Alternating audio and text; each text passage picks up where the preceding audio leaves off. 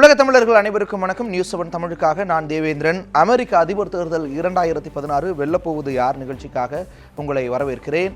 இன்றைய தினம் நம்முடைய அரங்கில் அரசியல் துறை பேராசிரியர், சென்னை பல்கலைக்கழகத்தினுடைய அரசியல் பேராசிரியர் ராம மணிவண்ணன் அவர்கள் நம்மிடையே இணைந்திருக்கிறார். வணக்கம் ஐயா. அமெரிக்காவினுடைய ஆட்சி முறைகள் குறித்து தான் நம்ம இன்னைக்கு பார்க்க போகிறோம். அமெரிக்காவினுடைய ஆட்சி முறை குறித்து பொதுவாகவே இந்தியாவில் இருக்கிறவங்களுக்கு இந்திய ஆட்சி முறைங்கிறது ஓரளவு பரிச்சயமாக இருக்கும் நிச்சயமாக. ஆனால் அமெரிக்க ஆட்சி முறைங்கிறது எந்த அளவுக்கு இந்திய ஆட்சி முறையிலிருந்து வேறுபட்டது? அதிலிருந்தே ஆரம்பிக்கலாம்.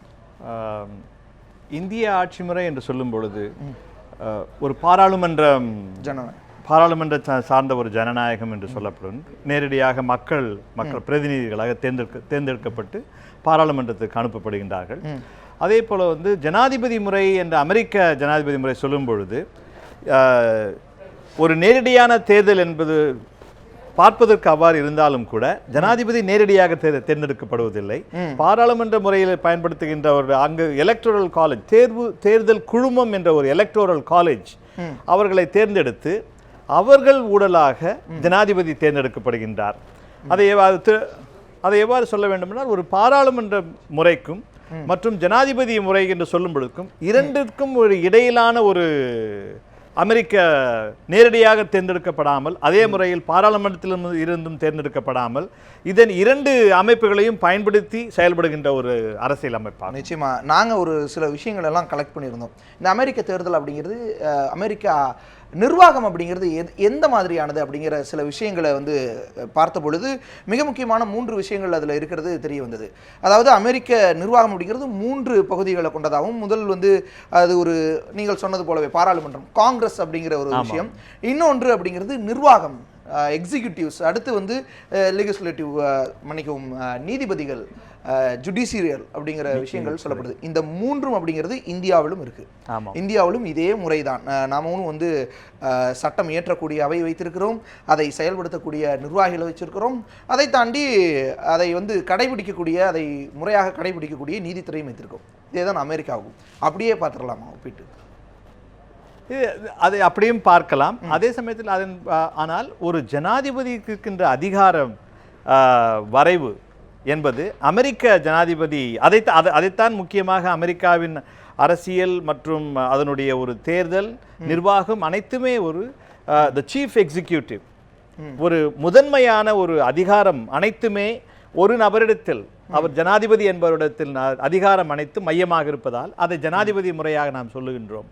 அதே சமயத்தில் இந்தியாவில் சொல்லும் பொழுது ஒரு பாராளுமன்றம், cabinet form of government, the parliament, அங்கு ஒரு பிரதம மந்திரி மற்றும் அமைச்சரவை, இதை ஒரு முதன்மைப்படுத்தி நம்முடைய அரசியல் அமைப்பு அனைத்துமே இயங்குகின்றன. ஒரு தனிநபரை ஒரு முதன்மையாக வைத்து பார்க்காமல் அவருடன் ஒரு பிரதம மந்திரி, அவருடன் ஒரு அமைச்சரவை, இவை அனைத்துமே முதன்மைப்படுத்தித்தான் இந்திய அரசியலமைப்பு பார்க்கப்படுகின்றது. இந்திய அரசியலமைப்பும் ஒரு கூட்டாட்சியான நாடு, ஒரு மிகப்பெரிய கூட்டாட்சியான நாடுன்னு சொல்லப்படுது, ஒரு ஜனநாயக நாடு. அமெரிக்காவும் ஒரு கூட்டரசுன்னு தான் அதையே வழங்குகிறோம். இந்த 2 கூட்டரசுக்கும் என்ன மாதிரியான வித்தியாசம், அல்லது இதில் எது மேலோங்கியதுன்னு பார்க்கலாம்? இது மேலோங்கியது என்பதை சொல்லும் பொழுது அனைத்து அரசியல் அமைப்புகளுமே சொல்லும் பொழுது, அரசியல் சாசனம், அரசியல் அமைப்பு சொல்லும் பொழுது அந்தந்த பகுதி மக்களின் கலாச்சாரம், சரித்திரம், அத்தகைய ஒரு பூகோள வரைமுறைகள் அனைத்தையும் கொண்டது தான் ஒரு அரசியல் அமைப்பும் அரசியல் திட்டங்களாகும். அமெரிக்காவில் ஒரு முதன்மையாக 13 மாநிலங்களாக துவங்கிய ஒரு அமெரிக்க பிரதான ஒரு கட்டமைப்பானது இன்றைக்கு 50க்கும் மேலான 50 மாநிலங்களை கொண்ட ஒரு அமைப்பாக உருவாகும் பொழுது அனைத்துமே ஒரு பாராளுமன்ற ரீதியான ஒரு அமைப்பு உருவாக்க வேண்டுமானால், ஆனால் அதை பாராளுமன்றத்தை முதன்மைப்படுத்துவதா அல்லது நமது ஒரு திட்டங்கள் அனைத்து முழுமை பெறாத ஒரு நிலையில், ஆனால் இந்தியாவுக்கு ஏறக்குறைய 1947 அந்த 47 நம்முடைய ஒரு திட்டம் பாராளுமன்ற முறை என்று சொல்லும் பொழுது நம்மால் ஒரு எதிர்நோக்கி செல்லக்கூடிய பாதையை தீர்மானிக்க முடிந்தது பாராளுமன்ற முறை என்ற ஒரு மிகப்பெரிய விவாதத்திற்கு பிறகு நாம் தேர்ந்தெடுத்துக் கொண்டிருக்கின்றோம். அதையே தான் அமெரிக்க ஒரு அரசியல் அமைப்பு உருவாக்கும் பொழுது அத்தகைய பாராளுமன்ற முறைக்கான ஒரு வரைமுறைகளை அவர்களால் தீர்மானித்து பார்க்க முடியவில்லை என்று சொல்ல விட, ஜனாதிபதி ஊடலாக பார்க்கக்கூடிய ஒரு திட்டத்தை அவர்கள் மிகவும் உறுதியாக பார்க்கின்றார்கள். இந்த தருணத்தில் நம்ம வந்து ஒரு சில விஷயங்களை பார்க்கலாம்னு நினைக்கிறேன். நம்ம குறிப்பிட்டிருந்த மாதிரி அந்த 3 பகுதிகளை கொண்ட அந்த அமெரிக்க நிர்வாக முறை அப்படிங்கிறது எந்த மாதிரி இருக்குது அப்படிங்கிறது குறித்து பார்க்கலாம். ஐக்கிய அரசை பொறுத்தளவு காங்கிரஸ் அப்படிங்கிற ஒரு விஷயம் இருக்குது. நம்ம முன்பு குறிப்பிட்டது போல இதில் 2 அவைகள், மேலவை கீழவை. செனட் வந்து மேலவையாக 100 உறுப்பினர்கள் கொண்டிருக்கு. ஒவ்வொரு மாகாணத்துக்கும் 2 உறுப்பினர்கள்ங்கிற அடிப்படையில் 50 மாகாணங்களுக்கு 100 உறுப்பினர்கள். பிரதிநிதிகள் சபையை பொறுத்தளவு அதில் 435 உறுப்பினர்கள் அவர்களால் வாக்களிக்க முடியும். அதில் முழுமையான அதிகாரம் கொண்டவர்களாகவும் 6 உறுப்பினர்கள் இந்த டிசி அமெரிக்கன் சமோவா மாதிரியான நிர்வாக ஆட்சி பகுதிகளில் இருந்து வர்றாங்க. இந்த காங்கிரஸ் அப்படிங்கிறது கூட்டரசுக்கான சட்டங்களை இயற்றுவது, நீக்குவது, திருத்துவது மாதிரியான பணிகளை வந்து செய்து அமெரிக்க மாகாணங்கள் ஒவ்வொன்றையும் தனியாக கண்ட்ரோல் பண்ணாமல் அதுக்குரிய சட்டங்களை இயற்றாமல் ஒட்டுமொத்த இந்த கூட்டரசு எப்படி இயங்க வேண்டும், என்ன மாதிரியான சட்டங்கள் அதுக்கு இருக்கலாம் அப்படிங்கிற விஷயங்களை வந்து அது கொண்டு வருது. அதே போல் அதிபர் செய்யக்கூடிய அந்த நியமனங்களை ஏற்கிறதா அல்லது நிராகரிக்கிறதா அப்படிங்கிற பணியையும் இந்த காங்கிரஸ் அப்படிங்கிறது செய்யும்னு சொல்லப்படுது. அதே போல் போரை அறிவிக்கிறது, ஒரு நாட்டின் மீது போரோ அல்லது தன் நாட்டில் இருக்கக்கூடிய அந்த நிலை, அவசர நிலையோ, இதையெல்லாம் வந்து காங்கிரஸ் செய்து அதே போல் ஒப்பந்தங்களுக்கு ஒப்புதல் அளிக்கிறது, மற்ற நிறுவனங்களோடு அல்லது இரு மாநிலங்களுக்கு இடையிலான அந்த ஒப்பந்தங்களை வந்து ஒப்புதல் அளிக்கிறது, நிதி அதிகாரம், நிதி ஆதார அதிகாரம் அப்படிங்கிற விஷயங்களை எல்லாம் வந்து இது கொண்டிருக்குது இந்த காங்கிரஸ். இது ஒரு முக்கியமான அங்கமாக இதில் இருக்குது. அதை தாண்டி இன்னும் ஒரு முக்கியமான விஷயம் அப்படிங்கிறது அரசாங்கத்தினுடைய பதவிகளில் இருக்கக்கூடிய உறுப்பினர்களை இதால் அகற்ற முடியும். ஒவ்வொரு அரசாங்கத்தினுடைய மிக முக்கியமான பதவிகளில் இருக்கக்கூடிய யாராக இருந்தாலும் இந்த காங்கிரஸால் அகற்ற முடியும் அப்படிங்கிற ஒரு விஷயம். அதே போல் மிக முக்கியமான நிலைகளில் அதிபரே தவறு செய்யும் பொழுது கூட காங்கிரஸ் கூடி அதிபரையை நீக்கக்கூடிய அப்படிங்கிற முறை அங்கு இருக்கிறது. இதை எப்படி பார்க்கலாம்? அமெரிக்காவினுடைய அந்த காங்கிரஸ், அமெரிக்காவினுடைய அந்த நாடாளுமன்றத்தினுடைய செயலாக்கம் எந்த அளவுக்கு வலிமையானதாக இருக்கு? இது உண்மையிலேயே ஒரு மதிக்கத்தக்க ஒரு விஷயம், ஒரு பார்வை என்பதை விட மிகவும் இதனுடைய அமெரிக்காவின் அரசு நிர்வாகமுடைய சிறப்பு, இதனுடைய ஒரு அதிகார பகிர்வு என்று சொல்லுகின்றோம் இதை.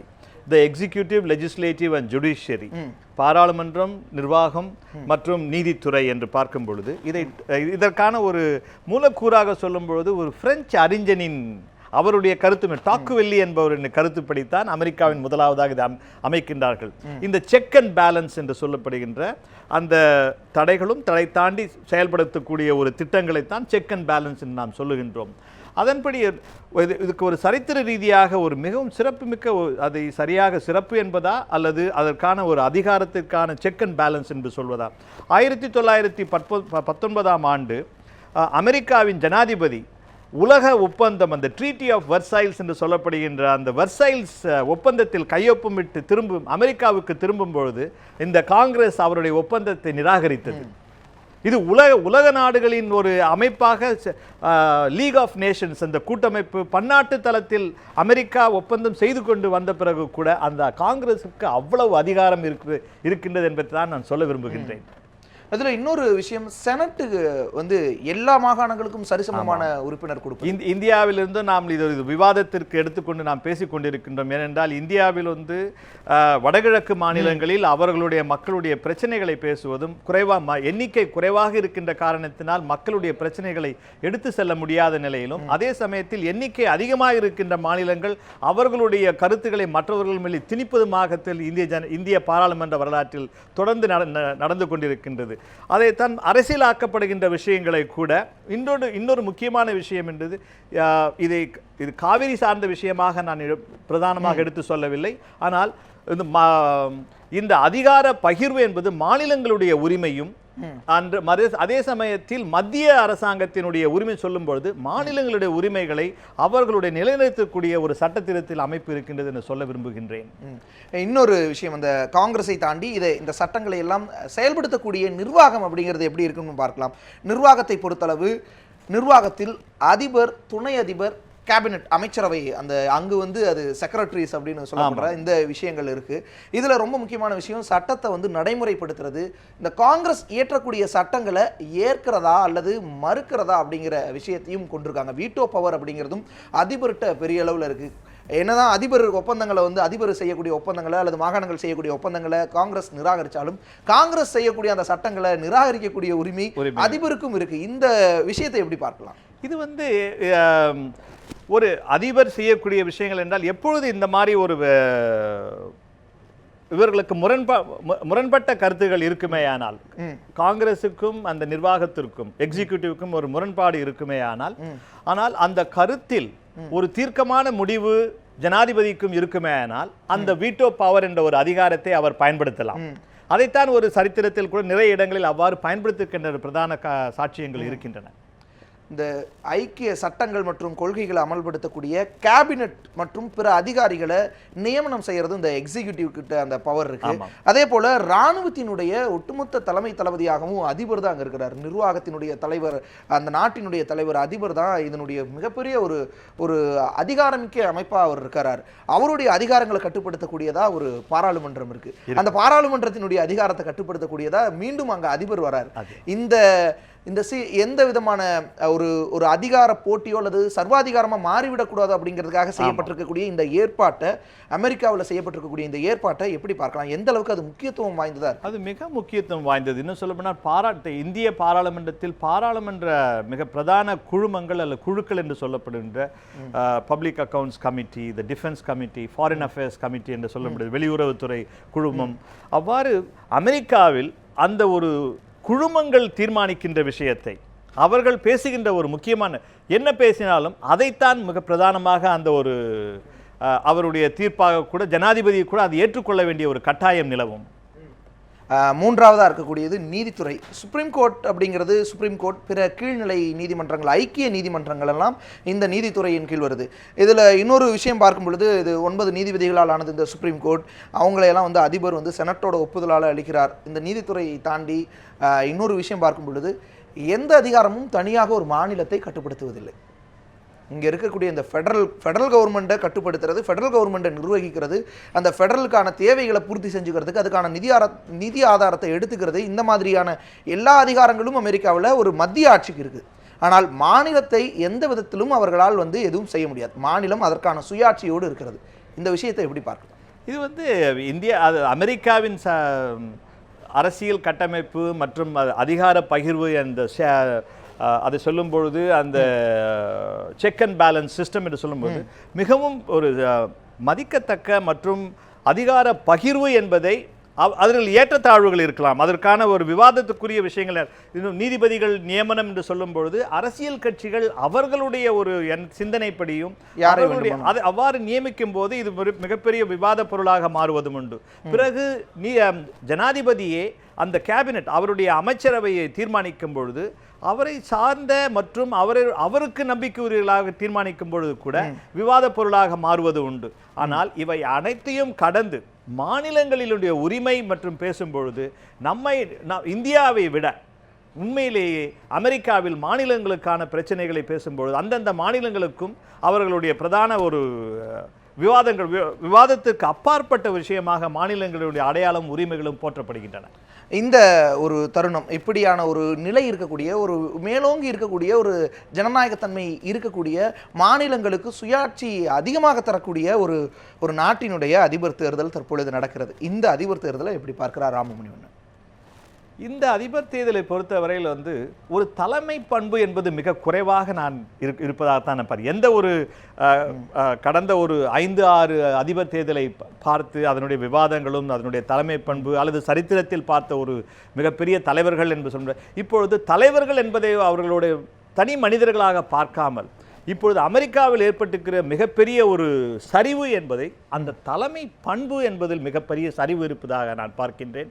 அவர்கள் எடுத்து சொல்லும் விஷயங்களை விட, அவர்கள் பேசுகின்ற கருத்துக்களை விட, அவர்கள் பேச வேண்டியதும் அவர்கள் பேசாததும் தான் அந்த தலைமை பண்பு இல்லை என்பதை தெளிவுபடுத்துகிறேன் நான் சொல்ல விரும்புகின்றேன். அமெரிக்காவிலிருந்து நம்மிடையே வழக்கறிஞர் சரவணன் அவர்கள் இணைந்திருக்கிறார். சரவணன், தற்பொழுது அங்கே இருக்கக்கூடிய அந்த நிலை என்ன? அமெரிக்க அதிபர் தேர்தலுக்கான அந்த பிரச்சாரங்கள் எந்த அளவுக்கு இருக்குது? அங்கே இருக்கக்கூடிய உண்மை நிலவரம் என்ன? அதாவது பாத்தீங்கன்னா, இப்போ ஒரு வார காலம் தான் இருக்கிறது அமெரிக்க அதிபர் தேர்தலுக்கு. இங்க ஒரு புதுமையான கான்செப்ட் இருக்கு. அதாவது என்ன அப்படின்னா, இயர்லி ஓட்டிங் அப்படின்றாங்க. அதாவது தேர்தல் அன்னைக்கு தான் போய் ஓட்டு போடணுன்ற அவசியம் கிடையாது. அதற்கு பல மாகாணங்களில் அவர்களுடைய சட்ட விதிகளின்படி ஒரு வாரத்திற்கு முன்னாடியோ 2 வாரங்களுக்கு முன்னாடியோ அல்லது 3 வாரங்களுக்கு முன்னாடியோ கூட அவர்கள் அந்த ஓட் கண்டினியூஸா ஓட் அந்த குறிப்பிட்ட அலுவலகத்திற்கு சென்று ஓட் செய்யலாம். அன்றைக்கு தான் போய் ஓட்டு போட வேண்டும் என்ற ஒரு விதிமுறை இல்லை. ஸோ இங்க இருக்க பொழுது நாங்கள் இங்கே வந்து சிகாகோ மாகாணத்துல இருக்கோம், இல்லினாய் மாகாணத்துல. அங்க வந்து 2 வார காலமாக அந்த ஓட்டிங் போயிட்டு இருக்கு. இது வரைக்கும் பாத்தீங்கன்னா இந்த 2 பேரோட இதுவும் வந்து எப்படி இருந்துச்சு அப்படின்னு சொன்னா, டொனால்டு ட்ரம்ப் அண்ட் நம்ம இவங்க ஹிலாரி கிளின்டன் 2 பேருக்கு பார்த்தா, ஹிலாரி கிளின்டன் வந்து கொஞ்சம் அவங்க வந்து ஒரு மேல் நோக்கி இருந்தாங்க, ஒரு 10 பாயிண்ட் 15 பாயிண்ட் லீட்ல இருந்தாங்க. ஆனால் இப்போ ஒரு 2-3 நாட்களுக்கு முன்னால் பாத்தீங்கன்னா FBI டைரக்டர் வந்து என்ன சொல்லியிருக்காரு அப்படின்னா, நாங்க வந்து ஹிலாரி கிளின்டன் மீது வந்து விசாரணை நடத்துவோம். அவருடைய இமெயில்ஸ் வந்து வெளியில போயிருக்கு, அவர் அனுப்பின இமெயில்ஸ் வந்து கவர்மெண்ட் சர்வர்ல இருந்து அனுப்பாம பிரைவேட் சர்வர்ல அனுப்பிச்சிருக்காங்க. அதை பத்தி ஏற்கனவே அந்த விசாரணை முடிச்சிட்டோம், விசாரணைக்கு ஒன்றும் இல்லைன்னு சொல்லியிருந்தாங்க. இப்போ வந்து திருப்பி விசாரணை நடத்துவோம்னு சொல்லியிருக்காரு. ஸோ இது வந்து ஒரு பெரிய தாக்கத்தை வந்து ஏற்படுத்தி இருக்கு. அதனால வந்து இந்த ஹிலாரி கிளின்டன் அவங்களோட அந்த கேம்பெயின் தரப்புல பேசும்பொழுது என்ன சொன்னாங்க அப்படின்னா, இது வரைக்கும் நாங்க வந்து ஹிலாரி வந்து வெற்றி பெற்று விடுவோம் அப்படின்றதுனால மற்ற ஹவுஸ் மெஜாரிட்டியை இன்க்ரீஸ் பண்ணணுன்றதுக்காக வந்து அந்த எந்த செனட்டர்ஸோ இல்லை வந்து அந்த ஹவுஸ் ரெப்ரஸன்டேட்டிவ்ஸோ வீக்கா இருக்காங்களோ அவங்களுக்குலாம் ஹெல்ப் பண்ணிட்டு இருந்தாங்க. இப்போ இந்த இந்த இன்வெஸ்டிகேஷன் பண்ண போறோன்ற தகவல் வந்த உடனே அவர்களுடைய வேகத்தை வந்து துரிதப்படுத்தி இருக்கிறாங்க. ஏன்னா இன்னும் ஒரு வாரம் தான் இருக்குன்ற காரணத்தால துரிதப்படுத்தி இருக்காங்க. எல்லா போல்ஸுமே இங்க இருக்க லோக்கல் போல்ஸ் எல்லாமே என்ன சொல்லுது அப்படின்னா, ஹிலாரி கிளின்டன் வந்து ஒரு 5 பாயிண்ட் லீட்ல இருக்காங்க அப்படின்னு தான் சொல்லுது. நீங்க இருக்கக்கூடிய அந்த இல்லினாய் மாகாணத்தை பொறுத்தளவு அங்கு ஜனநாயக கட்சி அதிகமான ஆதிக்கத்தை செலுத்திட்டு இருக்கு கடந்த பல தேர்தல்களா. இப்போதைய நிலைமையும் அதே மாதிரி தான் இருக்கா? இப்போதைய நிலைமையும் அப்படிதான் இருக்கு. ஏன்னா வந்து இங்க இருக்கவங்க, அதாவது நாங்க நேத்து வந்து டாமி டக்வர்த் அப்படின்னு சொல்லி செனட்டுக்காக போட்டி போடுற ஒரு கேண்டிடேட், அவங்களோட கேம்பெயின் ஆஃபீஸ் விசிட் பண்ணியிருந்தோம். ஸோ அங்க வந்து என்ன சொன்னாங்கன்னா, அங்க இருந்து அவங்க வந்து அந்த $20 மில்லியன் அவங்களுக்கு செலவு பண்றதுக்காக வச்சிருந்தாங்க. ஆனா $17 மில்லியன் போதும் நம்ம இங்க ஆல்ரெடி ஜெயிக்கிறதுன்னு சொல்லிட்டு அந்த பணத்தை வந்து மற்ற ஊருக்கு, மற்ற இதுல யாருக்கு தேவைப்படுதோ மீதி இருக்க பணத்தை மற்ற ஊருக்கு அனுப்பிச்சிட்டு இருக்காங்க.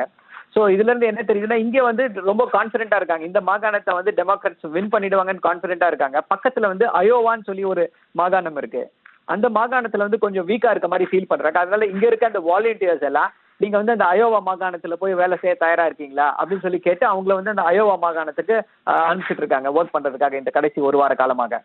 ஐயா, தொடர்ந்து இணைப்பிலே இருங்க. நம்மிடையே இருக்கக்கூடிய பேராசிரியர் ராமமணிவண்ணன், இந்த 2 கட்சிகள் தான் தொடர்ந்து அங்கே ஆதிக்கம் செலுத்திட்டு இருக்கு. கடந்த 100 ஆண்டுகளாகவே இந்த 2 கட்சிகள் தான் மாறி மாறி வந்துட்டு இருக்கக்கூடிய சூழல். மற்ற கட்சிகள் பெரிய அளவில் வளராமல் இருக்கிறதுக்கு இந்த பாராளுமன்றத்தில் இந்த 2 கட்சிகளினுடைய ஆதிக்கம் என்ன மாதிரியான அளவுக்கு இருக்கு? இந்த பாராளுமன்றத்தில் குடியரசுக் கட்சி செனட்டையோ அல்லது ஜனநாயக கட்சி ஹவுஸ் ஆஃப் ரெப்ரசன்டேட்டிவ் அந்த ஹவுஸையோ வந்து கைப்பற்றுறாங்க அதிகமாக. அவங்க தொடர்ந்து இந்த 2 ஹவுஸ்லையும் ஏதாவது ஒரு பார்ட்டி லீட்லேயே இருந்துட்டு இருக்கு, அதுவும் 2லையும் ஒரே நேரத்தில். இது என்ன மாதிரியான நடைமுறை, ஏன் இந்த மாதிரியான சூழல் நிலவுது?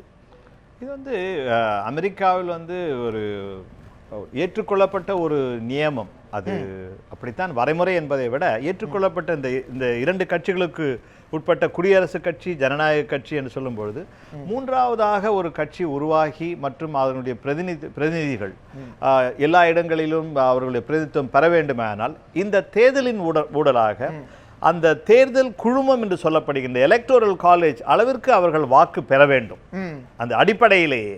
ஆனால் அந்த களத்தில் இந்த 2 கட்சிகள் தான் பிரதானமாக தொடர்ந்து பல்லாண்டுகளாக செயல்பட்டு கொண்டிருப்பதால், மூன்றாவதாக வருகின்ற எந்த ஒரு அதிபரும் அவரை சார்ந்த ஒரு கட்சியும் கூட பிரதானமாக இவர்கள் பிரதிநிதித்துவம் பெற முடியவில்லை என்பது தான் ஒரு உண்மை.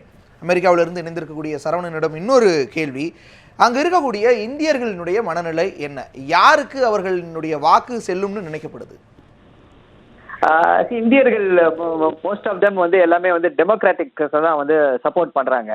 ஏன்னா வந்து அந்த இமிகிரேஷன், அதாவது இப்போ நம்ம டொனால்டு ட்ரம்ப் வந்து என்ன சொல்லிட்டாருன்னா, நாங்கள் வந்து வந்த உடனே இமிகிரேஷனை வந்து டோட்டலாக ஸ்டாப் பண்ணிடுவோம் அப்படின்னு சொல்லிட்டாரு. இமிகிரேஷனை யாரையும் அலோவ் பண்ண மாட்டோம், குறிப்பாக வந்து முஸ்லிம்ஸ்ல வந்து நாங்கள் வந்து உள்ள இந்தியாவுக்கு அமெரிக்காக்குள்ள விட மாட்டோம் அப்படின்னு சொல்லி ரொம்ப ஸ்ட்ராங்காக பேசியிருந்தாரு.